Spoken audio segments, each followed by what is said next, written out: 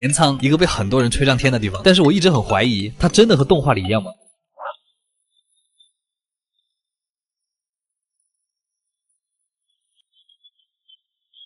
想要去镰仓这个地方真的很简单，从东京坐电车过去只需要1个小时，而且路上的风景真的很日本。毕竟它的电车是在海边，到了差不多8点左右，老生常谈，早饭真的很重要。这是紧贴江之电的一家餐厅，他们家有自己非常独特的吃法，但其实也不是很重要，重要的是景色。每一次列车开过来的时候，都感觉自己在印度啊，然后可以直接坐湘南单轨，主要是它很方便，它连接了镰仓的几个主要景点，比如镰仓大佛、镰仓宫，还有镰仓高校前。接着其实可以直接去江之岛，它其实还有另外一个名字叫猫猫岛，虽然岛上的猫咪数量难以确定，但是这儿的街道、庭院、咖啡馆都能看到，而且他们都不怕人，渴了可以来一根酸黄瓜，但为什么不直接喝水？岛上有很多这种茶屋，散步的时候来上一碗，真的很回血。现在的天气几乎每天都要涂防晒，但是不要说镰仓，我最喜欢的2家餐厅都在七里滨这个车站。第一家的蒜蓉牛排饭，我推荐每一个来镰仓的人都试一下，这家店很便宜，它的米饭是用牛油和蒜蓉酱一起炒的，所以每一颗米饭都有很饱满的蒜香。坐在海边吃牛排盖饭是我未曾想过的体验。如果你想吃清淡一点，那就一定是海边的这家 Biros 了。如果你是第一次吃他们家的 pancake， 你可能会很吃惊，它是怎么把蛋糕做到像棉花一样的口感，配上枫糖真的很好吃。但是镰仓其实还有很多好吃的，日落的时候餐厅外面的景色更好看，和朋友一起漫步在镰仓的海滩，感受涛声亲吻黄昏的天边，海风会安抚你所有的坏情绪。阿吉推荐指数8.5分，嘎味儿。烧鸟听着很装逼，但在日本就是撸串儿。不过有一些富人啊，他们觉得撸串儿这个动作非常不优雅，我也不知道他们每天在想什么。于是有了这家店，今天直接吃出了烧鸟的真谛，不愧是头里 CK 的监制，人家这么多年都排日本第一，果然还是有点东西的。又到吃烧鸟的日子，他家在惠比寿和东京众多米其林餐厅挤在了一起，但他其实根本就不需要米其林的认可，我自己说了算。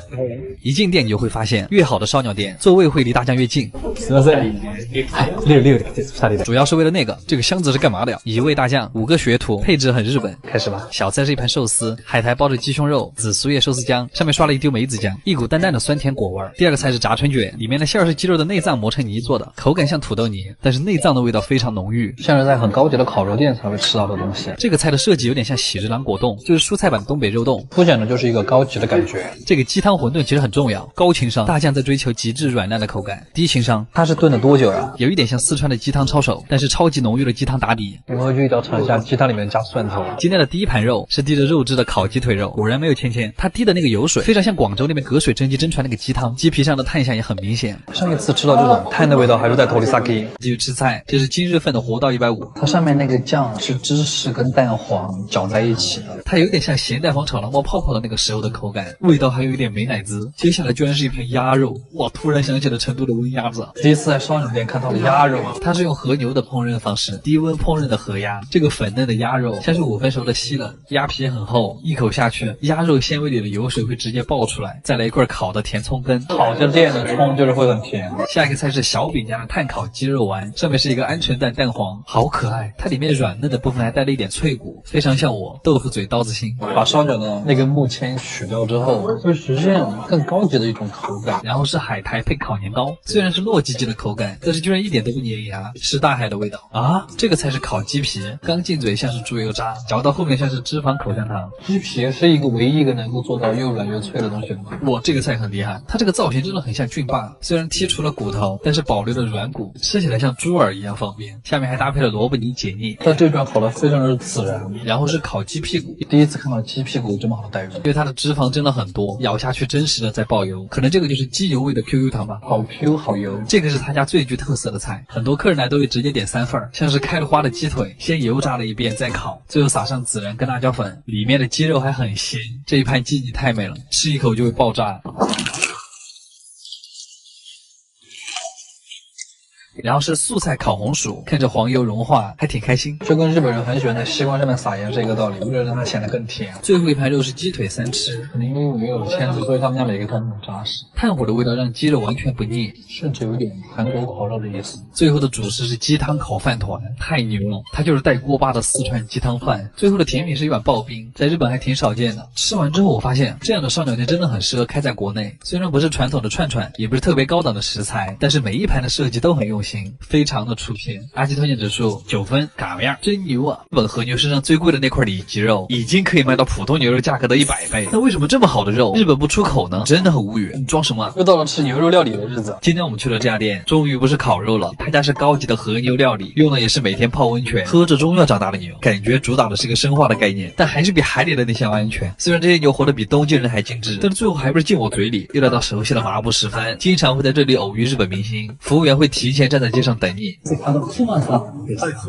然后把你领到楼下。这么高级，但是只有6个座位，菜单是放在信封里的，虽然很可爱，但是有点土。狗妹开始吧。第一道前菜就是各种小盘子，像是小时候玩的过家家，但是又很像过桥米线，就是一种想拿米线但是没拿到，但还是要把仪式感做足的倔强。不是我今天怎么攻击性这么强啊？腼腆一点吧。它是一道可以自由组合的打牛肉，根据自己的喜好做好馅儿，放到饼干上，有一点像吃taco，过桥taco。就是当鱼子酱加上那个鹌鹑的蛋黄之后，肉会变得更像香醇。每一道菜用餐具和盘子完全都不一样。低温慢煮的和牛配着番茄的味道，像是吃火锅的时候的鸳鸯锅里的清汤锅，但是它有很多小心机，淡淡的牛油香味和柚子柠檬意外的很配。我现在感觉和牛跟什么食材都很配。这个小小的章鱼里面是包了馅儿的，像一个章鱼版的小饺子。里脊肉里面包的是芦笋，外形看起来有点像一个江浙菜，九转大肠。它下面那个酱是甜蒜酱，对，它更能把牛肉的味道激发出来。这家店虽然很高级，但就是上菜太慢了。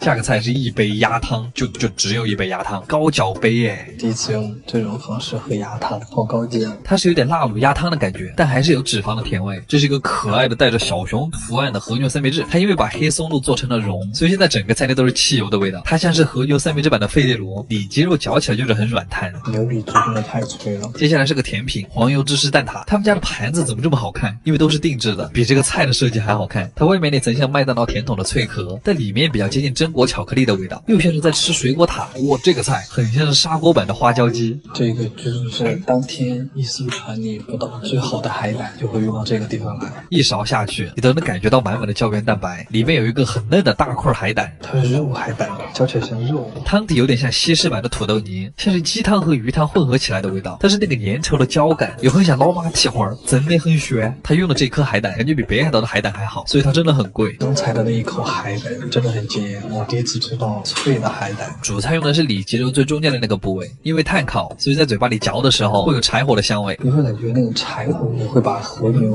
更野性的那个味道激发出来。我发现好的牛里脊会有一种特殊的口感，像是阳光玫瑰青提的那个感觉，外面嘎吱嘎吱的，但是里面又很嫩，骚骚的。我喜欢那个骚味。荔枝冰是用来清理口腔的，因为下个菜是碳水，它这个牛肉饭里面还加了鱼子。土锅煮的米饭真的最好吃了，刨饭的时候还能感觉得到鱼子在嘴巴里面爆破。跳跳糖和牛饭吃到一半会往饭里面泡茶，比较传统的日本吃法，但它那个茶闻起来有点像兰州拉面的汤底。最后是一碗迷你冰粉和冰淇淋，吃完之后还会给你做一个小饭团，生怕你吃不饱，但是确实没吃饱。他们家真的很精致，吧台非常漂亮，很适合约会。阿基推荐指数7.5分。Come here #内敛。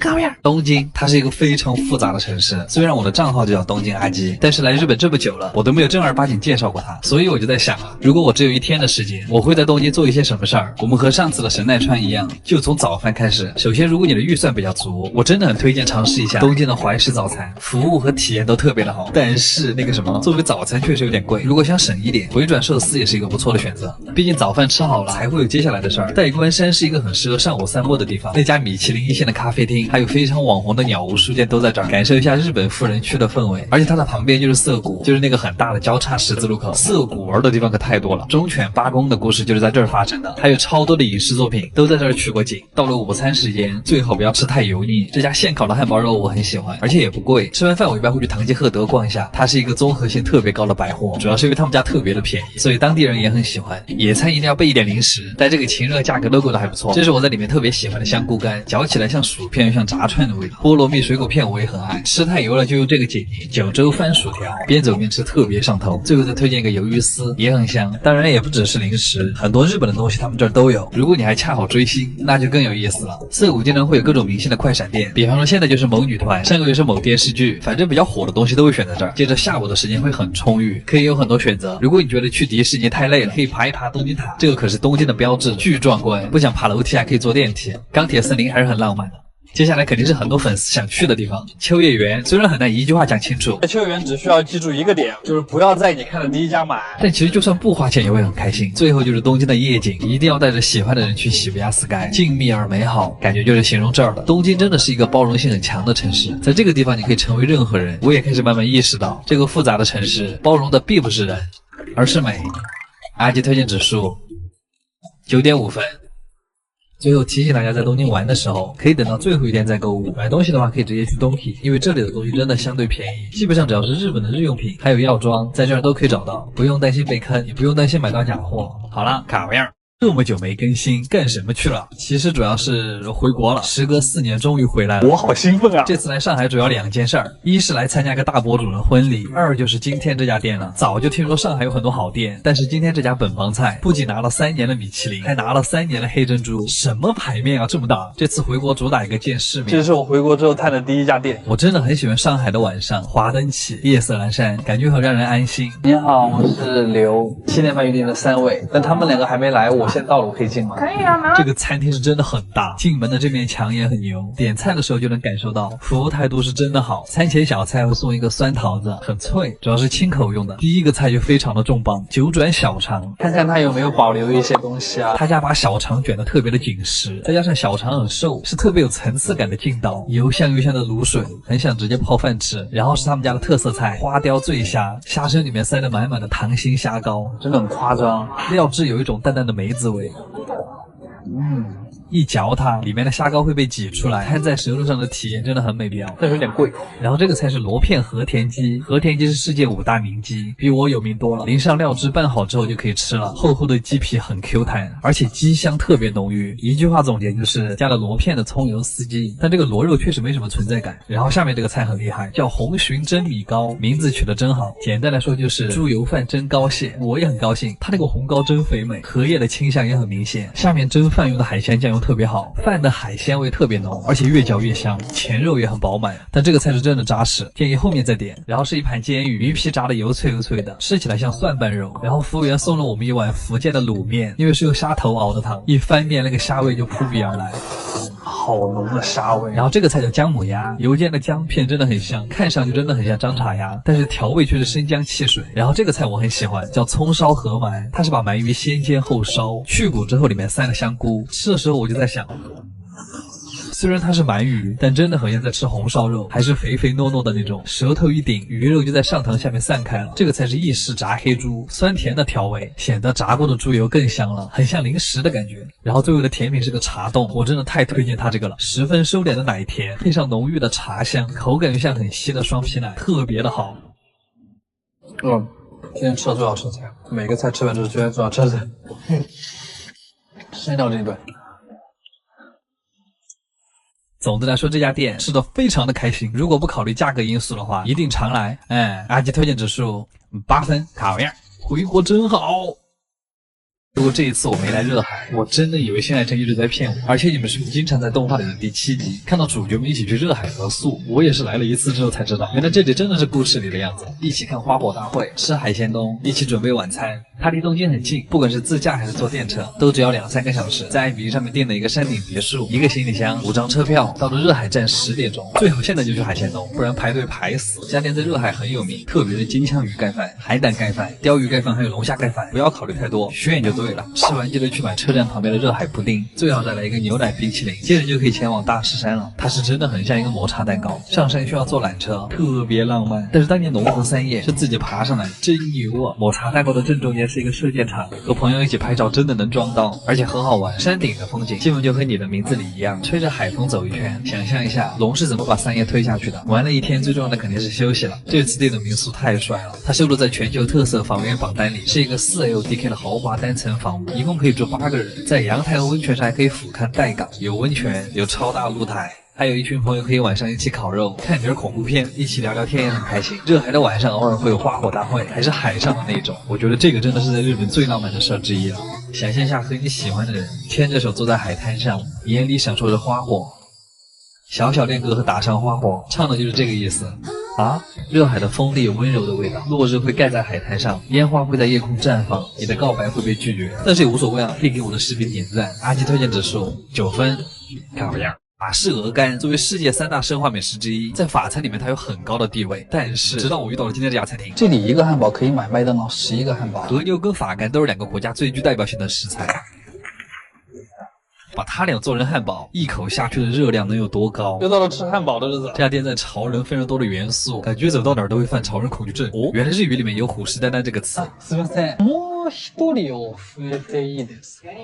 啊，4人で。店里的装潢也非常的法式，一点不像汉堡店的样子，但它的菜单确实只有汉堡。哎，4500块这个汉堡，好高级啊！这个地方，甚至还会在上汉堡之前上一份很正式的沙拉，但我是真的吃不来，所以我们一共点了4个汉堡。端上来的那一瞬间真的很硬，因为它是和牛的肉做的，所以它在煎肉的时候那个油香就特别浓。然后服务员会在上面铺上一整层黑松露，感觉这一盘就只差鱼子酱了。汉堡配用的是烤过的油面包，上面还涂了一层黄油，肉饼这种微微焦脆的感觉是最好的。它这个鹅肝也是真的很夸张，法餐厅里正餐都吃不到这么大一片，上面还淋了一层牛排酱。它整个这个汉堡就散发出一种吃一口胖3斤的感觉。开始了，我还是很期待这一口下去。它这个甚至让我想起了塞尔达里的烤肉。来，继续吃汉堡。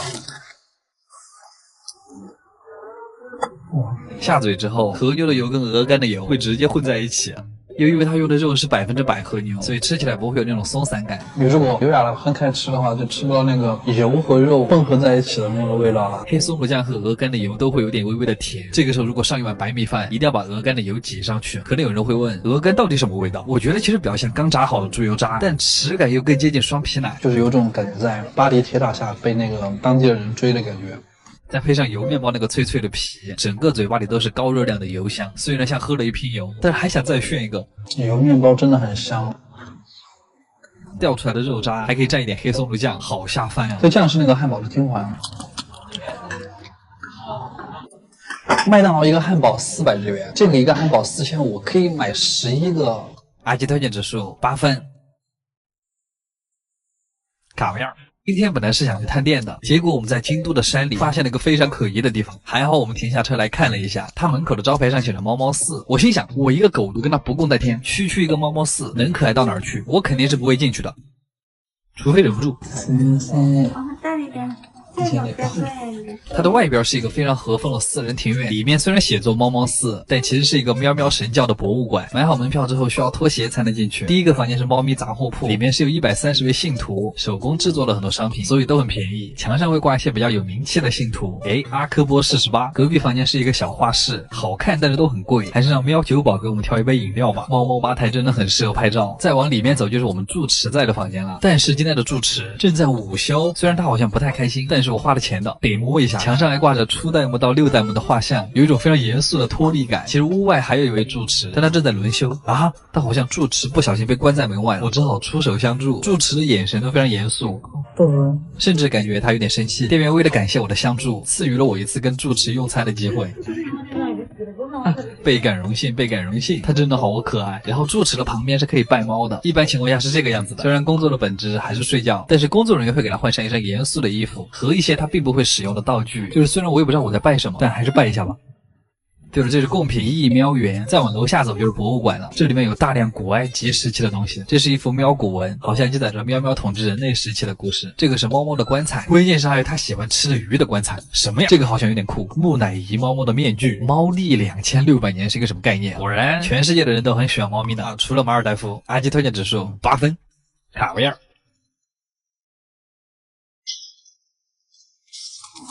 古时候的日本人就很喜欢吃寿喜烧，甚至连日本金字塔最顶端的那个男人都亲自来吃过。这什么牌面啊？他们家的一片肉是5830日元。OK， 今天我们去了这家店，就是从1869年开业至今154年没敢关过，这不废话吗？天皇老爷都来吃过的店，我为什么要关啊？所以也管不了那么多了。快上车！这家店位于京都，也是我们在日本的第2个据点。我们又到吃寿喜烧的日子啊！怎么每次到吃寿喜烧的日子我都很开心啊？我是不是好店都会配上这么一个悠长的隧道啊？换好鞋子，跟着小姐姐，你就会被领进一个硕大的包间。它这个地方点菜非常传统，用的是那个直连座机，然后最贵的肉是5800一片。点好之后就会上小菜，5个开胃小碟。有牛肉沙拉、豆沙拉、一小块甜笋、一小块豆腐，最后一个小蛤蜊。吃完这个还有个前菜啊，不过是很好吃的和牛寿司，而且它的这一片很厚很肥，和牛淡淡的奶香一下就会让人开胃。最后是一碗煮的青花鱼饭团，很日本很清淡，可能是为了接下来修正味觉吧。吃完之后，小姐姐马上就会来做寿喜烧，用牛油刷好锅之后，铺上一层白糖，就直接这样下肉，主要是要让和牛的脂肪和糖一起融化，然后再倒入料汁。京都寿喜烧那种独特的鲜甜一下就会冒出来，然后直接把带着热气的肉淹没到蛋液里，这种时候就是最好吃的。他们家的这个一片肉真的太大了。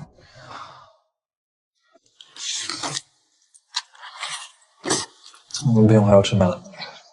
那种焦糖再加上寿喜烧料汁的味道，你很难做到不往嘴巴里面塞米饭，就像拉面必须配上叉烧。剩下了一半，直接一口了吧。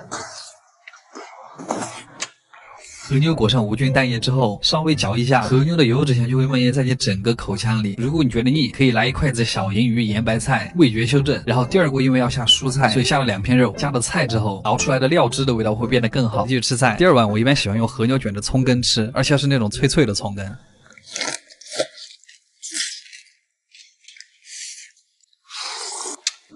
我真的很想端着这个盆吃，葱跟那股微微甜的味道，就是给和牛物理提鲜。煮到这个时候的豆腐也很入味了，基本上就是一个筷子轻轻一夹，碎成2半，再蘸上一点蛋液，你甚至都能尝到豆子的香味，像是用面包蘸奶油蘑菇汤。煮到最后的魔芋丝已经变得很软了，它虽然本身不入味儿，魔芋丝也是寿喜烧里面最卷蛋液的。蛋液也很香，吃到一半你还可以换一碗新的蛋液，这种茼蒿里面夹着一点魔芋丝，也有一种脆弹脆弹的感觉。我还专门拿了一片牛肉，烤到了最后，它已经是一个焦褐色的状态了，但是它特别的入味，所以要多裹一点蛋液。这一片130克，以下肚再加2口米饭，就是至高的满足。京都的寿喜烧就是缓缓的，用牛肉的香气慢慢塞满你的胃，最后再来一个甜品，非常的爽。而且推荐指数9.5分，卡维尔。神奈川，一个我深爱的地方，也是我在日本住的地方。来日本3年了，我也成了被神奈川浇灌的其中一人。你要说最早知道这个地方，可能还真是镰仓高校前，但是你一旦住久了，就会发现它不会成为你爱上这里的原因。但是要来神奈川的话，应该怎么玩呢？首先早上的体验和晚上的体验特别的重要。那我们就从早上开始。早饭我推荐在镰仓的有利多库洛这家店吃一份很日式的简餐，很便宜。江之店会在你打鸡蛋的时候从你面前开过，所以那个什么，打快一点。千年古都的早晨就这么从一只烤鱼开始。当然早餐还有别的选择，你也可以在沿海的比鲁斯看着海景，吃柔软的 pancake， 还可以在喜力乌斯酒店的70楼俯瞰着全市吃早饭。吃完早餐以后，还可以在横滨的海边散散步。泡面博物馆一般会是我去的第一个地方，这里陈列着全世界各种有名的泡面。我们中国这边的代表是老坛酸菜面，居然没有泡椒牛肉。当然3楼还可以定制一碗自己的泡面，随便你画什么，随便你想吃什么味道，根据心情来就行。饿了还可以在这来一杯下午茶。接下来你就可以直接坐着江之店开始玩，每个站都很有流量。什么？我的意思是每个站都很值得打卡。海街日记、灌篮高手，还有我最喜欢的倒数第2次恋爱，故事都在这停留过。特别是极乐寺这个站，大家应该巨熟悉。我也不知道为什么，光是这个站的设计就很好看。还可以去逛一下商店街、变层田重建市街。果然这里的街道就是最接近日漫的地方。下午快天黑的时候，还可以去逛一下长谷寺。夜晚的灯光和红色的枫叶，小情侣牵着手在这逛街，氛围感直接拉满。但是你要说横滨最美的时候，我觉得应该是晚上，因为这个地方有各种各样的灯光秀。想象一下，和喜欢的人牵着手在这个地方溜达，是多么享受的一件事。逛饿了的话，可以在……这不是什么？怎么会有人饿这么快？但是别管，我就是想吃那个芝士芋泥和那个披萨。如果这个时候你还有力气，也可以看一下江之岛的夜景。这个地方叫湘南的宝石，每天下午5点开始点灯，亮灯的那一瞬间真的很震撼。你甚至还可以上到灯塔上面，俯瞰整个江之岛。其实除了灯塔，岛上还有很多夜景都可以看。但今天其实讲了这么多，也只讲了神奈川的1/10。这一次主要介绍神奈川可以在早上和晚上玩的景点，剩下的就等你们来找我玩了。阿吉推荐指数9分，卡维尔。今天这家烧鸟店也太奢侈了。当你的人生感到迷茫，不知道该吃什么的时候，就来吃烧鸟吧，我请你。又到吃烧鸟的日子。有些时候我也会想，我在日本吃过的鸡是不是已经可以绕地球1圈了？好多废话。今天是一家稍微有点逼格的店，可能是因为它的银座都是一些买不起的店。すみません。18時予約した料理です。ちょっと遅くなって。第一个小菜是一碗反复强调从京都送过来的鸡炖的拉面。鸡汤面果然是拉面的最终形态。其实很多烧鸟店的第一个小菜都是鸡汤，然后上了一整份泡菜拼盘，这个可以跳过。第一串是外鸡腿肉，可以挤柠檬，但是它会盖住炭火的味道。不过今天就是想吃清淡一点，所以我全挤了。他们家给盐给的特别足啊！哇，第二盘就是香菇，炭烤香菇特别的多汁，香菇里面渗出来的水就是鸡汤味。我真的很喜欢灌汤鸡心那种很绵软又很有嚼劲的感觉，再配上那个超浓的汤水，像是热恋时候的那种推拉感，还是恰到好处那种。灌汤鸡腿菇的那个口感，烧鸟店里面唯一一个可以无限免费加的东西啊。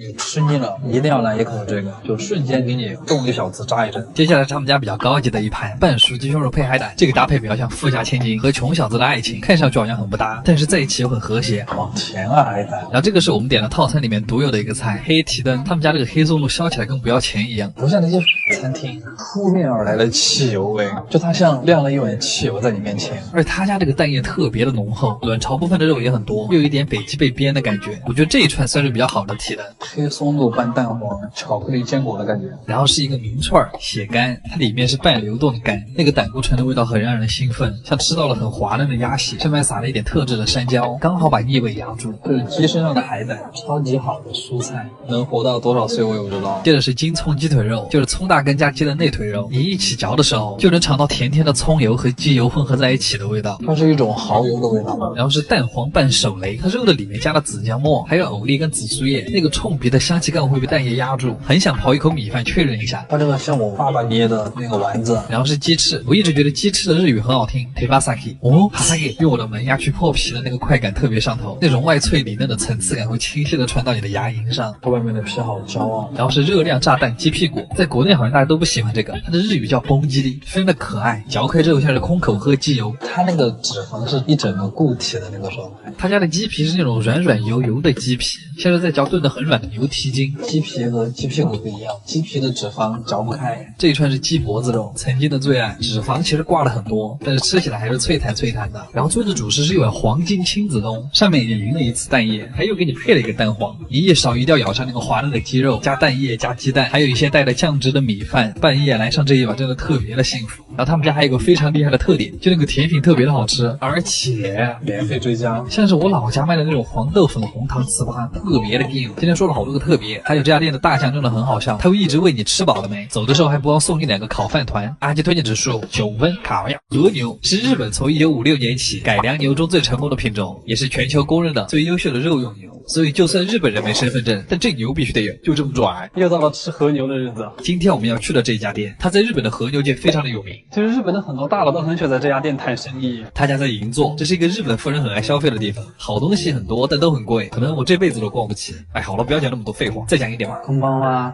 17時半予約した理由です。2人で。こんばんは。こんばんは。前菜的设计非常奢华，一个小木盒子里面装了鱼子酱、和牛、海胆，鱼子酱的爆破感加上海胆的鲜甜，我怎么感觉这个菜可以单飞？我第一次前菜吃出了过瘾的感觉。在他家吃肉的体验会很好，会有一个非常专业的烤肉师。里脊算是和牛里面比较瘦的，但就算这样一口下去都很软，因为它的鸡肉里面还是挤满了很多脂肪。里脊也是牛身上最稀有、最珍贵的部位，只有吃里脊的时候才会有那种感悟，原来牛肉本身是有味道的。你软人身上嚼一坨不油腻的固体脂肪。后切牛舌是最难烤的一个部位，这一块是舌根肉，舌头上面最软最肥的部分。嚼牛舌真的是一种享受。其实我觉得不挤柠檬更好吃，因为我喜欢粉色部分那个奶味儿，又韧又软，也只有和牛的牛舌才能做到这种感觉。每一次吃横膈膜肉，咀嚼的每一下里面都有水冒出来，你能喝到牛肉汤。而且他家每一块肉的调味都不一样，淡淡的孜然味就很像烧烤。他家的沙拉真的很厉害，是用熟成的牛舌来做的，当然还是沙拉。下个菜，烤和牛虽然真的很好，但是多吃2口就会很腻。这个肉，这是一块介于牛胸跟牛腹之间的肉，其实就是胸腹膈膜，比普通的横膈膜肉更肥一点，透着光看就是雪花分布的更漂亮。可能这个鱼肉很脆吧，进嘴特别像牛肉版的咸烧白，嚼得你满口油香。横膈膜是喝牛汤，这个就是喝牛油。这是一片很常见的横切牛舌，从舌尖切到了舌根，没那么软，但是比较脆嫩，吃起来会有嚼内脏的感觉。我还挺喜欢这个细细的。然后是一片牛腿肉，还配了个米饭。我特别喜欢和牛寿司，带着肉香的米饭，这就是他们家最贵的一道菜。先把三明治烤脆，然后会夹着牛里脊最中间的那个部分。对不起，郑中基老师，光是制作它的过程，看着就很享受。边角料会单独切下来蘸盐吃，它是非常柔和的味道。外面一层吃起来又薄又脆，因为它是油炸的，所以能够锁住很多油水。烤得温热酥脆的吐司，加上鲜嫩多汁的和牛，还刷了一层微辣带着果香的酱汁。它那个肉的质感和虾很像，吃完特别的满足。这是我吃过最好吃的和牛三明治。然后是一片水煮的薄切里脊肉，蘸上他们家特制的咸蛋黄鸡蛋泡泡，再加上了黑松露之后，就是你已经能闻到扑面而来的汽油味了。它很像坚果蛋黄酱包裹着和牛，鸡蛋泡泡里面还有神奇的颗粒感，就像麦丽素的心，脆甜脆甜的。它还是很贴心的，给你上了一碗饭，直接泡在刚才那个汽油蛋液里。这一口饭承载的东西实在是太多了。最后的甜品是一个黑芝麻雪糕，有点像冰淇淋版的铜锣烧。果然这家店出名还是有原因的。阿基推荐指数9分，嘎味样，就是没吃饱。在日本待了4年，至今没有找到比国内肯德基好吃的汉堡。这一次回国本来准备了很多餐厅，结果走到肯德基门口我就不行了。哇！很早之前我就想挑战1日3餐都吃肯德基啊，没有人想看这种挑战。总而言之，小时候要拿奖状换的汉堡，今天我们终于可以随便吃了。你好，我在这儿直接点餐可以吗？我想要个那个芝士芝芝嫩牛堡。都说北上广深不相信爱情，但是可以相信汉堡。第一个点的是他们家的新品，它里面加的是车打芝士酱，揭开面包的那一瞬间，你就能闻到芝士浓郁的奶香味，真的不夸张。还是肯德基的味道是最香的，芝士都已经溢出来了，直接来吧。这一次里面是2片很厚的牛肉饼，再配上那种融化到流下来的芝士，这一口真的很有分量。哇，真的绝了！不是这种10块钱出头的汉堡，肉饼怎么这么嫩？它肉里全是汁水。这一次的肉饼可能是我在肯德基吃过最好的一次肉饼。一个汉堡根本不过瘾。这个是芝芝双层嫩牛汉堡，它这个有2种口味，一个是经典美式，一个是烟熏辣椒。这个也是双层肉饼，和刚才的一样，它的肉饼也是很嫩的那种。烟熏辣椒味感觉就是它虽然没加培根，但是里面有一股很香的培根味，像是木头烤过的味道。然后经典美式风味里面加的是番茄酱和黄芥末，我真的好喜欢它这个肉饼，所以我晚上又来了，我要来吃它这个3层的芝芝厚牛堡。它这个肉饼是用和牛或者安格斯牛肉做的，我在日本吃了那么多次和牛了，这个足足120克的厚做牛肉饼还是让我很惊讶。3层牛肉饼爆浆的油脂，加上培根的香气，还有酸黄瓜的脆爽，真材实料就是不一样。可能在日本100-200一个的汉堡吃多了，回国碰到肯德基这种连续7天全场牛堡立减10元的活动，真的想连续1周都吃汉堡。10块钱出头就能吃到多汁双层的牛肉汉堡，20块钱出头就能吃到和牛或者安格斯的厚牛堡，所以还是很羡慕北上广深的。不仅这7天能够12块吃到芝士芝芝的牛堡，而且以后还会常驻，随时都能吃到了。这次肯德基实是把性价比拿捏了。总的来说，这次的3个汉堡都很好吃，回国真爽。阿基推荐指数9分，嘎味样。